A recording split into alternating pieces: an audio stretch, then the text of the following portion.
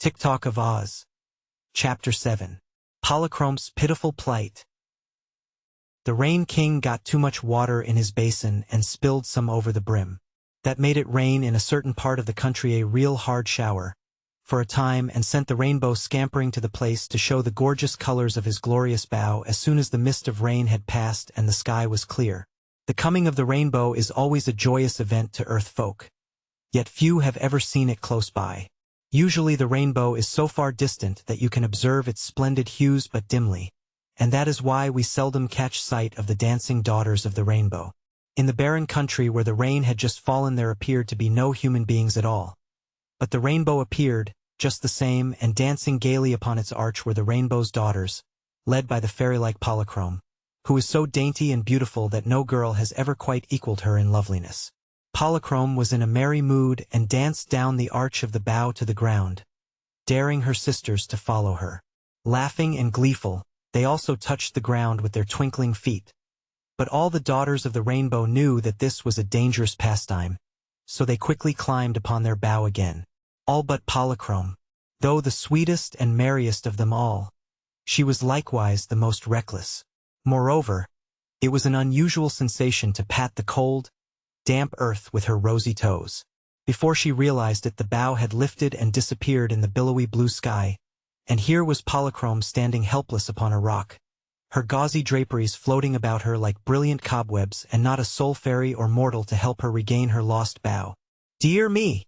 she exclaimed, a frown passing across her pretty face. "I'm caught again. This is the second time my carelessness has left me on earth while my sisters returned to our sky palaces. The first time I enjoyed some pleasant adventures, but this is a lonely, forsaken country, and I shall be very unhappy until my rainbow comes again and I can climb aboard. Let me think what is best to be done." She crouched low upon the flat rock, drew her draperies about her and bowed her head. It was in this position that Betsy Bobbin spied Polychrome as she came along the stony path, followed by Hank, the princess, and Shaggy. At once the girl ran up to the radiant daughter of the rainbow and exclaimed, "Oh, what a lovely, lovely creature!" Polychrome raised her golden head. There were tears in her blue eyes. "I'm the most miserable girl in the whole world," she sobbed. The others gathered around her. "Tell us your troubles, pretty one," urged the princess. I've lost my bow," wailed Polychrome.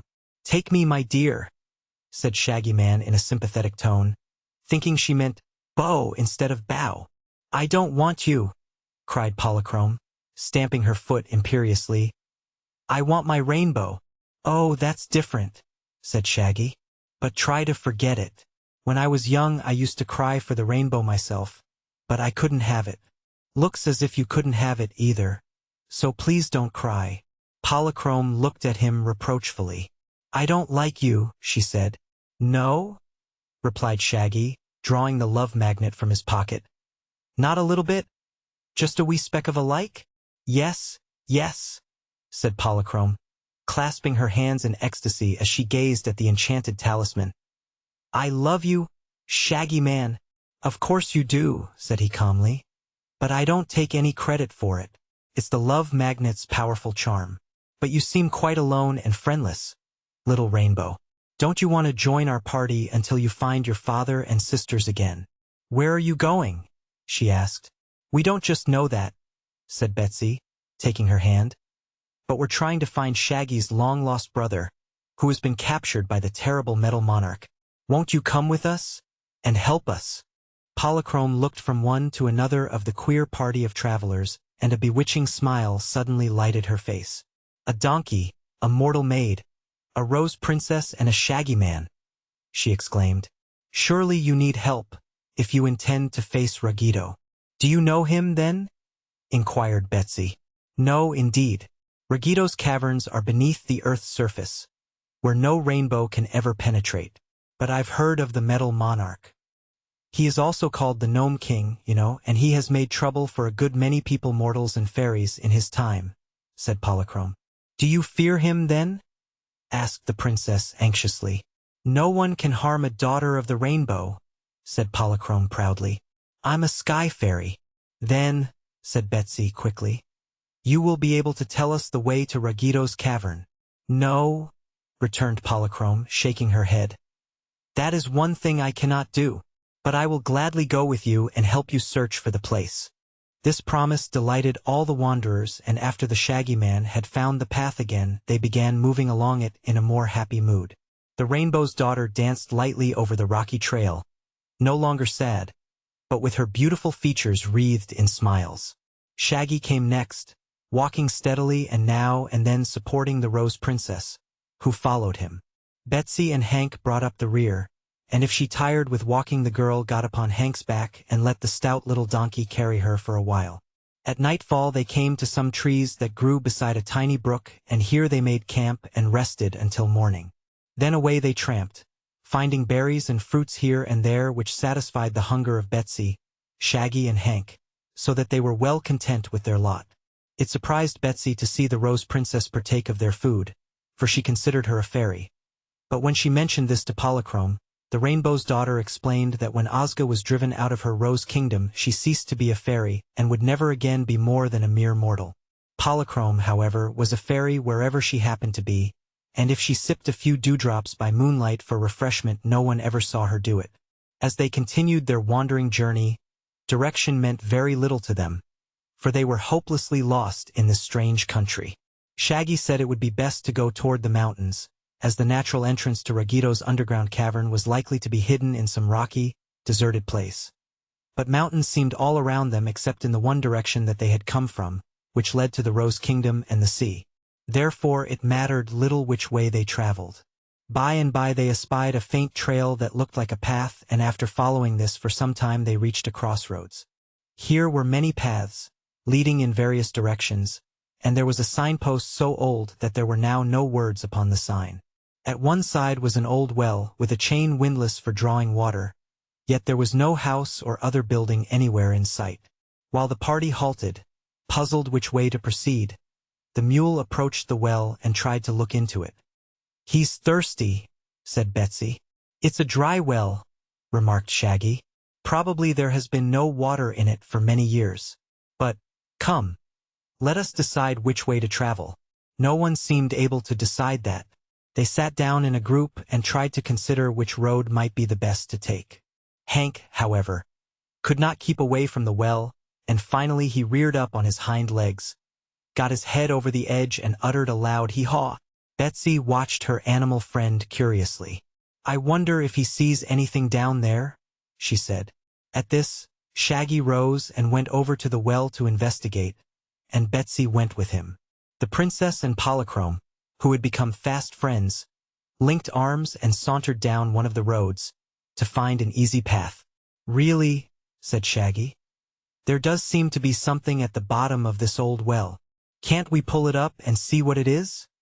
asked the girl. There was no bucket at the end of the windlass chain, but there was a big hook that at one time was used to hold a bucket. Shaggy let down this hook, dragged it around on the bottom, and then pulled it up.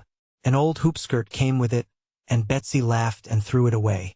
The thing frightened Hank, who had never seen a hoopskirt before, and he kept a good distance away from it. Several other objects the Shaggy Man captured with the hook and drew up, but none of these was important. "This well seems to have been the dump for all the old rubbish in the country," he said, letting down the hook once more. "I guess I've captured everything now." No, the hook has caught again. "Help me, Betsy. Whatever this thing is, it's heavy." She ran up and helped him turn the windlass, and after much effort a confused mass of copper came in sight. "Good gracious!" exclaimed Shaggy. "Here is a surprise indeed." "What is it?" inquired Betsy, clinging to the windlass and panting for breath. For answer the Shaggy Man grasped the bundle of copper and dumped it upon the ground, free of the well. Then he turned it over with his foot, spread it out, and to Betsy's astonishment the thing proved to be a copper man. "Just as I thought," said Shaggy, looking hard at the object. "But unless there are two copper men in the world, this is the most astonishing thing I ever came across." At this moment the Rainbow's Daughter and the Rose Princess approached them, and Polychrome said, "What have you found, Shaggy One?" "Either an old friend or a stranger," he replied. "Oh, here's a sign on his back," cried Betsy, who had knelt down to examine the man. "Dear me, How funny. Listen to this. Then she read the following words, engraved upon the copper plates of the man's body. Smith and Tinkers. Patent double action, extra responsive, thought-creating, perfect talking. Mechanical man. Fitted with our special clockwork attachment. Thinks, speaks, acts, and does everything but live. Isn't he wonderful? Exclaimed the princess. Yes, but here's more, said Betsy, reading from another engraved plate. Directions for using. For thinking. Wind the clockwork man under his left arm, marked number 1. For speaking. Wind the clockwork man under his right arm, marked number 2. For walking in action. Wind clockwork man in the middle of his back, marked number 3. N. B. This mechanism is guaranteed to work perfectly for 1,000 years. If he's guaranteed for 1,000 years, said Polychrome, he ought to work yet. Of course, replied Shaggy. Let's wind him up. In order to do this, they were obliged to set the copper man upon his feet, in an upright position, and this was no easy task. He was inclined to topple over and had to be propped again and again. The girls assisted Shaggy, and at last Tik Tok seemed to be balanced and stood alone upon his broad feet. Yes, said Shaggy, looking at the copper man carefully.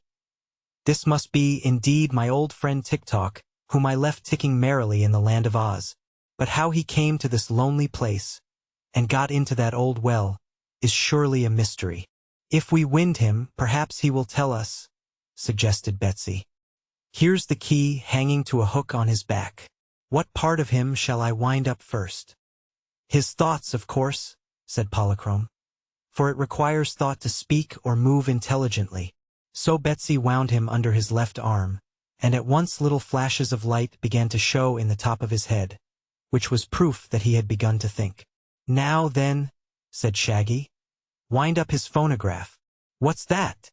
She asked. Why, his talking machine. His thoughts may be interesting, but they don't tell us anything. So Betsy wound the copper man under his right arm, and then from the interior of his copper body came in jerky tones the words, "Mana York, thanks." Hurrah! Cried Shaggy joyfully, and he slapped Tik Tok upon the back in such a hearty manner that the copper man lost his balance and tumbled to the ground in a heap. But the clockwork that enabled him to speak had been wound up, and he kept saying, "Pick me up, pick me up, pick me up," until they had again raised him and balanced him upon his feet, when he added politely, "Mana York, thanks." He won't be self-supporting until we wind up his action, remarked Shaggy. So Betsy wound it as tight as she could, for the key turned rather hard, and then Tik Tok lifted his feet, marched around in a circle, and ended by stopping before the group and making them all a low bow. "How in the world did you happen to be in that well, when I left you safe in Oz?" inquired Shaggy. "It is a long story," replied Tik Tok, "but I'll tell it in a few words. After you had gone in search of your brother, Ozma saw you wander in strange lands whenever she looked in her Magicee picture, and she also saw your brother in the Gnome King's cavern. So she sent me to tell you where to find your brother and told me to help you if I could. The sorceress, Glinda the Good, transported me to this place in the wink of an eye. But here I met the Gnome King himself, old Ruggedo, who is called in these parts the Metal Monarch. Ruggedo knew what I had come for, and he was so enjoyed that he threw me down the well. After my works ran down, I was helpless until you came along and pulled me out again. Mana York, thanks." "This is indeed good news," said Shaggy. "I suspected that my brother was the prisoner of Ruggedo, but now I know it. Tell us, Tik Tok, how shall we get to the Gnome King's underground cavern?" "The best way is to walk," said Tik Tok. "We might crawl or jump or roll over and over until we get there. But the best way is to walk." "I know, but which road shall we take?" "My Machinarwai isn't made to tell that," replied Tik Tok. "There is more than one entrance to the underground cavern," said Polychrome.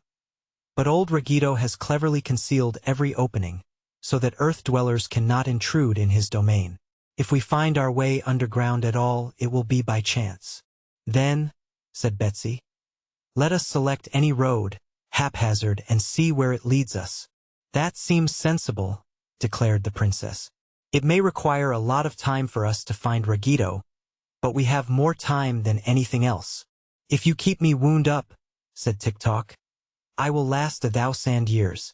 Then the only question to decide is which way to go, added Shaggy, looking first at one road and then at another. But while they stood hesitating, a peculiar sound reached their ears, a sound like the tramping of many feet. What's coming? Cried Betsy, and then she ran to the left-hand road and glanced along the path.